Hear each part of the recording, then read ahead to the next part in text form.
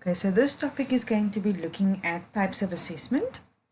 And originally in your module guide or your course outline, I said we'll be focusing on learning, assessment for learning and assessment of learning, but I've also added assessment as learning. So we'll go through that a little bit within this slideshow. But firstly, I'm going to go through a little bit of a recap on assessment. And so we can look at what exactly we learned about assessment thus far and also add to the learning as well. So as we know, assessment has multiple purposes, and what we do is we collect student work to look at how far they are on the learning journey, what they have learned, what they still need to learn, if there are any misconceptions, and so on and so forth. Okay, so the assessment really looks at how we understand our students' learning, how deep has their learning been. It's able to show us what our students know and what they don't know. It also helps us set the foundation for further learning. So for example, you need to learn 1 plus 1 before you can go on and do the rest of math. So it's a very basic example. So assessing whether the child knows how to do 1 plus 1 and understands the concept of addition will allow us to go further into the math journey. Okay, so that's really how we set the foundation for further learning. Importantly, I think that we need to remember that assessment shouldn't be something that makes students feel as if they are unable to do something, or if they are behind, or if they don't know exactly where the rest of the students are, but rather assessment should help to build your students' confidence. So even if you have a classroom, we all have students with different abilities. To differentiate your assessment would mean that some students that have are a little bit behind in terms of the curriculum or in terms of the rest of the class, you could give them one assessment and the rest of the class a different assessment, or you could give one assessment page and have a few bonus questions as well, which would then allow your students to work a little bit faster to get those bonus questions as well. But be careful to, when you differentiate, to be fair to all students depending on where they are. Remember, testing every child the same is a bit unfair because they can't all learn the same, or they don't all learn the same. So just remember that, and remember to keep your learners involved in their own learning as well. That's very important. And so what should assessment tasks include? They should be bias-free, they should be reliable, and that is that they should actually give you the correct and proper information. They shouldn't just give you information for information's sake, but they actually should give you what you want to look at and what you want to test. They should also be valid, and that means they need to assess what they say they are going to assess. And also include the criteria to clarify for students what aspects of learning they're being assessed on. So they know exactly this rubric is testing me in terms of my addition, my multiplication, or in terms of my comprehension skills. So they understand what exactly they're being tested on.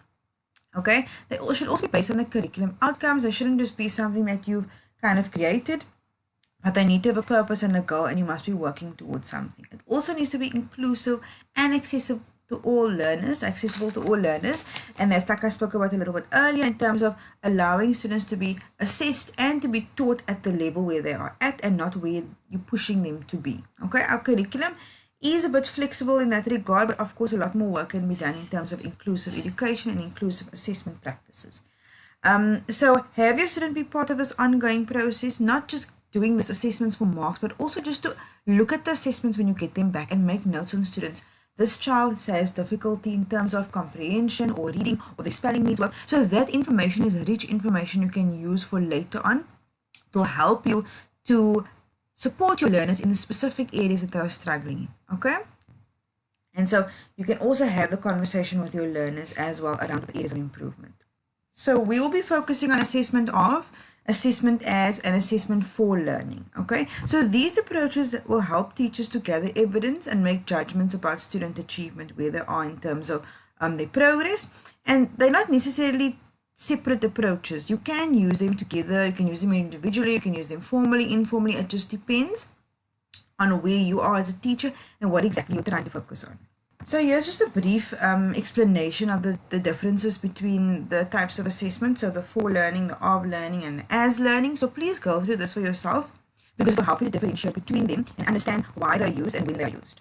Because I included this pictorial, a picture representation of the three, because I think it breaks it down quite nicely so you understand the differences between them. So assessment for learning, we're going to look at the various aspects within assessment for learning, but specifically assessment for learning involves teachers using evidence about the student's knowledge, understanding, and skills, and this is going to inform your teaching. So how you're going to go forward and how you're going to plan your lessons. You're going to be using assessment for learning. What do my students need to learn? So sometimes you can refer to this as formative assessment. but it can occur throughout your teaching and learning process. It also helps to clarify the learning and the understanding for your students, right? So this is important for when you are lesson planning, when you're thinking what your learners are learning, thinking about the process of your students learning, okay? And then assessment as learning, I'm going to explain this a little bit more as we go on, but I'm just giving you a brief outline.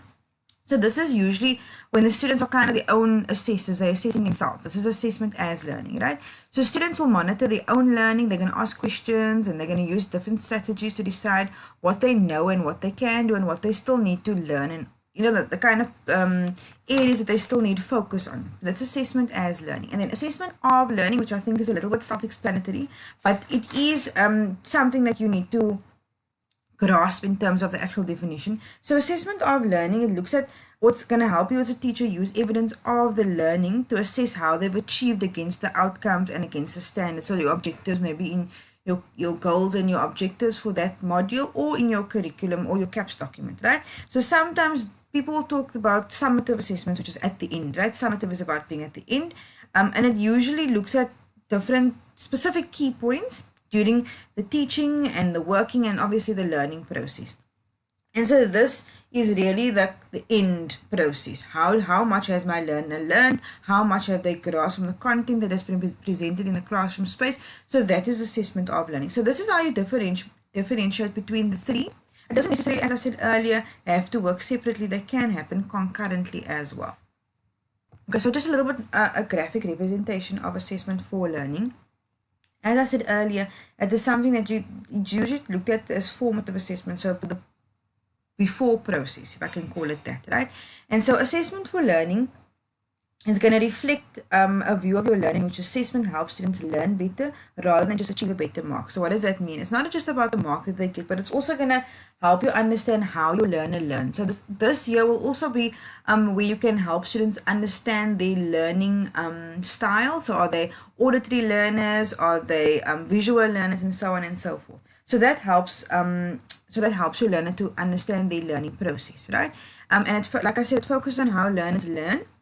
And it also helps students to feel motivated because it's specifically attuned to what they need to learn. So it helps to build their confidence, and it also shows them what do they need to do in order to improve. Okay, so it helps to motivate, as you can see the benefits of assessment for learning here. It motivates unmotivated students. It restores the desire to learn because now they feel motivated. Now they want to learn more, right? Also encourages them to keep learning, obviously self-explanatory, and it creates increased achievement because it is tailor-made to them specifically. Okay, like you can see on the way I'm presenting my course, I have a video which is visual. I also have my voice, which is the auditory part, because I'm actually talking about things, and some people learn better when they hear. Then I'm also giving you more academic work in terms of the book excerpts. Then I'm doing something which is a practical. So in this specific unit, you're going to be going through a list of assessments, and you are going to find a definition for yourselves. It's part of your assessment, but it's also part of your learning. So this is the different ways in which I'm trying to reach every student depending on their learning style. So assessment as learning is a little bit within the assessment process. Students here take control of their own learning. They take responsibility for their own learning. They are asking the questions. They are reflecting. They are doing self-assessment and peer assessment. And it's very nice because it makes students feel more comfortable. They feel less threatened because the teacher's going to be marking with a red pen, which I don't like. I don't like red pens, but it helps them to kind of take the own control, ask their own questions, look at their work and realize, oh, this is where I made a mistake. And when you look at your own mistakes, it's easy to correct in future. So this is assessment as learning. And finally, assessment of learning. If you can see, there's a little picture that says assessment for learning. So this is part of assessment for learning earlier, but it's also part of the assessment of learning. I added here specifically. So assessment of learning, we can do lots of things like projects, portfolios, tests, essays, and so on and so forth. But the reason assessment of learning is something we know very well is because it's always been done in our schools. It's not something different. It's a test at the end of the module. It's a test at the end of the year. It's your final matric exam. It's the big assessment. It's the summative assessment, right? And so here we'll assess. Reflection is about looking at our work. Where have we done? Where have we made mistakes? So we're analyzing it, you're reflecting, and then targeted instruction can take place. So when you're marking your students' work, you can say, here are the misconceptions, and this is the work. Targeted instruction means I need to teach my lesson in this specific way because learners are not finding this part especially easy. So for example, my targeted instruction will be the contact session 2, because it's going to, and for long distance students, the one-on-one on a referencing, because during my marking, I realized that the referencing is a problem. So I've given you assessment, and then in my assessment, I reflected and analyzed, and I found out that referencing was a problem, as well as reflections. You also need to learn how to reflect in a written form. So in that, I reflected, and now I'm having a targeted instruction, which is contact session 2, which will be on referencing and how to format your assignment, and obviously for the long distance students, the one-on-one. So this is really how you do this kind of assessment for learning, but it involves the assessment of learning part, because you're assessing and then you're analyzing thereafter. So they kind of work hand in hand. So how do you decide on the approach, or the approaches that you need to use? So you need to look at what is your intent, what is your goal. You need to have the evidence of student learning, because obviously that is part of the process. You need to find out the processes of gathering the evidence. So that is your approach. It's gathering the evidence. How will you be assessing your learner? And obviously the feedback you need to provide. So that's how you decide on the approach. What exactly am I trying to do? Am I trying to find out how I need to teach, what I need to what the student has learned, or how they can learn better? So that's how you decide on your approach. So for example, like formal assessments provides an opportunity to collect evidence of student learning, and maybe use for, like, for marking and grading purposes, or whatever the case is, as well. And so that's assessment of learning, right? And as also informing feedback for students to improve their learning would be the assessment for learning. So it can be, as you can hear, it can be done together at the same time concurrently, or obviously you can do them separately as well. So I thought I'll add this little diagram. It doesn't give you the full picture, but it just gives an example, or just gives you the basic outline. So your diagnostic assessment is your before learning, your formative assessment is your during process, and your summative assessment is your after learning. So it doesn't necessarily give you, like I say, the complete picture, but it does give you an idea. So I added assessment for students with special needs, because I feel it's really important that it's something we take into account. Remember, all our students are different and they have different needs. And you need to tailor make your assessments in such a way that every child feels included, every child feels seen, every child feels as if you took them into account when you were planning your assessment.